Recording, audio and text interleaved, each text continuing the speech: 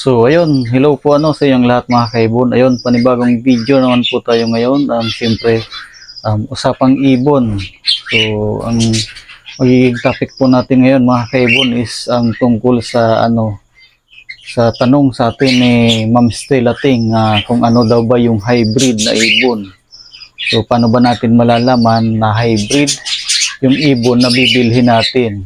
So yun po yung pag-uusapan natin ngayon. At bago po tayo magsimula ay um, kumbaga is disclaimer lamang po kumbaga ang sasabihin ko po dito ngayon, or ang ipapaliwanag ko sa inyo ngayon, lalo na sa mga newbie na katulad ko, base lamang po sa kung ano ang konting nalalaman ko tungkol sa pag-aalaga ng ibon. At siyempre kung sa mga makakapanood nito na mga galing na mag-alaga o mag-breed ng ibon, paki-correct na lang po ako kung may mga mali na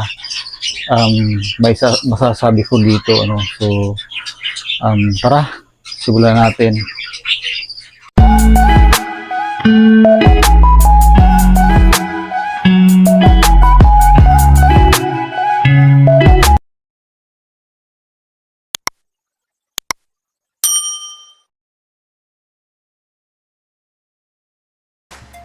So paano ba natin makikilala yung hybrid na Alps 2? So nakakabuo tayo niyan mga kaibon kapag pinagpares natin yung Personata and then yung Fisher. So kung makikita niyo po sa sa Personata is sunog or yung itim na yung niya, yung mask sa ulo niya, itim na itim and then kung makikita naman natin mga kaibon, so, kung titingnan natin yung Fisher is kulay orange po yung kanyang muka. So kapag pinagpares natin yan, makakapagpalabas po tayo ng hybrid.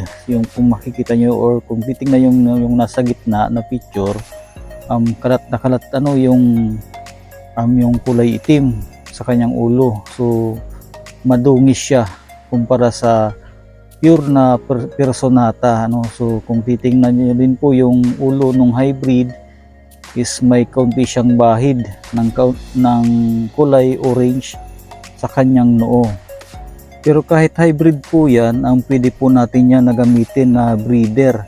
Hindi naman po ibig sabihin na hybrid yung Alps 2 is hindi na po natin pwedeng gamitin as breeder. Maganda pa rin po yan na gamitin as breeder kasi hindi po yan baog, hindi po yan katulad ng buknoy. So ibig kong sabihin, ang mga magiging itlog po niyan is fertile po yung mga magiging itlog niyan.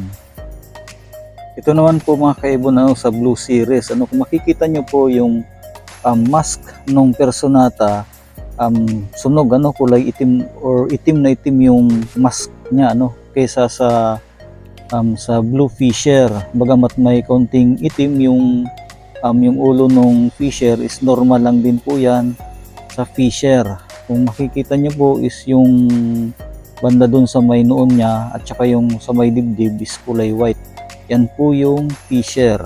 And then kapag pinagpares po natin yan mga kaibon, kung makikita nyo yung nasa gitna, yan po yung magiging anak nyan.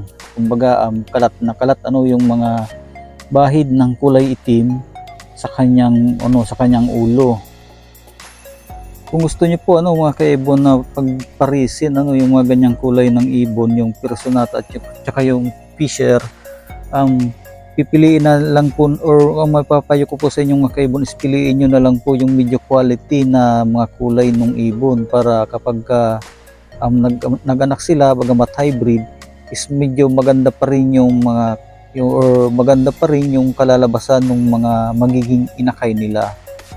Pero ang sabi ng mga nagbe-breed ng mga ganyan mga kaibon, kasi ako hindi pa po ako nakakapag-breed ng pinagpares ko yung Personata at saka yung Fisher. Ang sabi po ng mga nag-breed ng ganyan is medyo matagal din daw po talaga yung pag-aantay para makapag-project tayo ng or makapagpalabas tayo ng medyo quality na mga magiging inakay.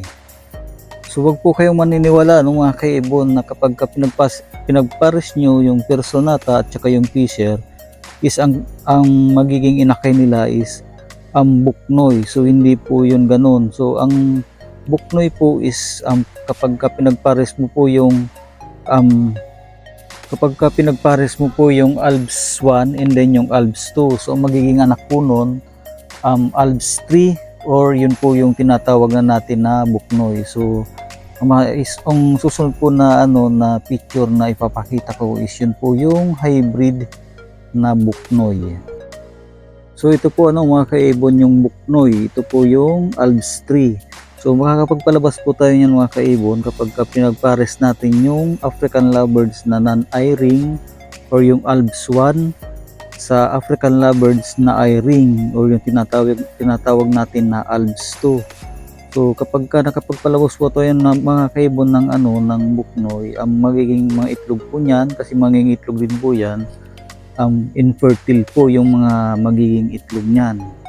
So kahit na infertile yung mga magiging or hindi fertile yung mga magiging itlog niyan, may silbi pa rin po yan kasi pwede po natin yan na gawin na foster parent ng mga itlog ng mga pinaproject natin na mga African lovebirds. So bali may silbi pa rin po yan kahit na infertile yung mga nagiging itlog nila. So kung bubusisiin natin mga kaibon yung eye ring, so yung yung bilog, yung ring diyan sa may palibot ng kanyang mata, parang din po siya eye ring, para din po siyang Alps 2. Kaya lang pinagkaiba nito sa Alps 2 is may part ng ng ring na medyo manipis. So kumbaga is hindi siya kagaya nung Alps 2 talaga na eye ring. So mas maganda pa rin po mga kaibon na kapag bibili tayo ng African lovebirds, mas maganda po na kung hindi mo pa alam, mas maganda po na tanungin mo muna yung nagbibenta kung ilang buwan na ba yung ibinibenta niyang lovebirds. Kasi kung personata yung bibilhin mo, tapos ang mask niya sa ulo is hindi pa po fully or hindi pa po fully develop yung pagkaitim ng ulo niya, ibig sabihin po noon is bata pa.